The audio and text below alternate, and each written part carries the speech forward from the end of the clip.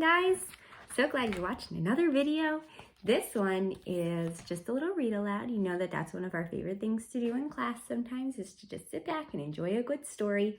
And you all know one of my favorite characters, Splat, and his delightful little mouse friend Seymour. And this one is called Splat the Cat, Oopsie-Daisy.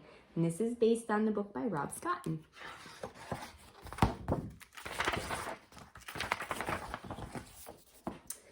It was almost springtime and the weather was getting warmer, but the sky was still gray and rainy. Splat thought being stuck inside was a waste of a Saturday afternoon. Splat perked up when a sopping wet Seymour scurried into his room. Seymour was carrying a weird-looking seed. "Where did you get that?" asked Splat. I wonder what kind of seed that is. It looks kind of interesting, doesn't it? And I wonder where he did get it. Seymour held up the seed and stared at it. Then he shrugged again. "I wonder what kind of seed it is," said Splat. "It could be anything." Look at them, they're investigating closely, using a hand lens. Look at, he's curious, you can tell by his expression.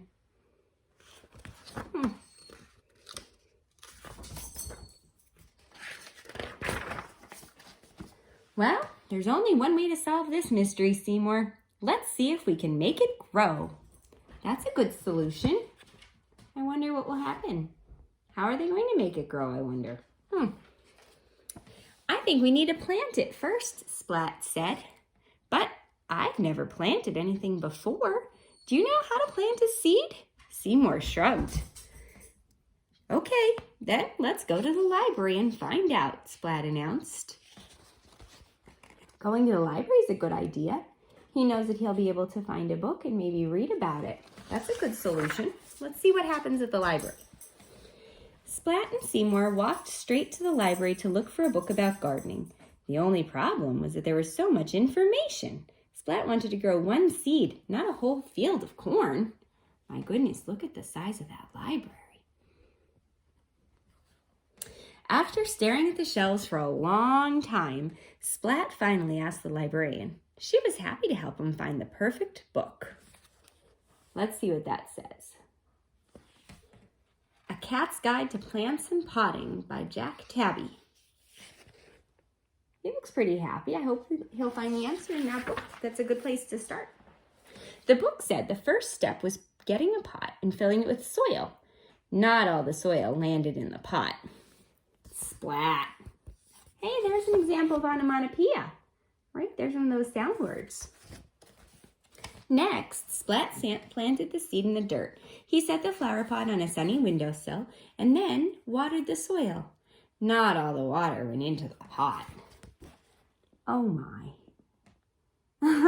Look at little Seymour in his umbrella. That's adorable. Accidents happen. Excuse me. Splat checked the flower pot every day. He hoped and hoped for any sign of a sprout. He wondered what kind of plant it would be. He looks like he's getting a little tired of waiting. I could tell by his expression. And look at poor Seymour. His ears are down. They're looking up like, maybe they're getting like a little bored, or like, they look a little unhappy that it's taking so long to grow. Maybe the seed would grow into a wild garden of roses. Wow, that's a lot from a little seed, though. I don't know if that'll happen. Or maybe the seed would grow into a tree as tall as the sky. Wow. Maybe, I don't know. As tall as the sky, though? Splat just couldn't wait to see what grew. He sang to the seed. He read to it and told it stories. For 2 whole weeks, Splat waited and waited for the seed to do something.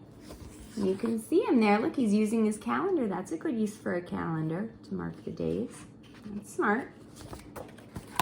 2 whole weeks. That's a long time to wait. But seeds do take time to grow. You have to be patient. Splat was ready to give up. Maybe this seed would never sprout. Feeling terribly disappointed, he watered the seed one last time, just in case. He's feeling disappointed. It wasn't doing what he hoped it would do, or not as quickly as he hoped it would happen. That's why he feels disappointed. He had an expectation and it just wasn't coming true yet. The dirt in the pot shifted a little bit when Splat added that water, and a tiny green sprout sprang up. Splat cheered loudly but quickly shut his mouth. He didn't want to scare the little plant back into the soil. Oh my goodness, you can tell his feelings have really changed on this page. Look, he looks elated. He looks very excited.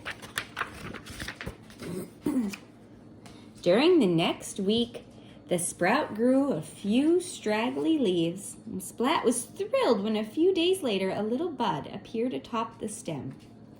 Look at how cute that is. He's keeping track of its growth too, right? He's measuring the height against the wall.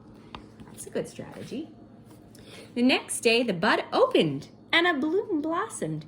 It wasn't a wild jungle plant or a many-colored rose or a tall tree.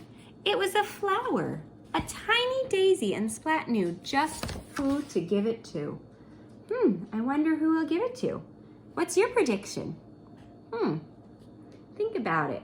If you had a beautiful flower like that, who would you like to give it to? Let's see who he gives it to.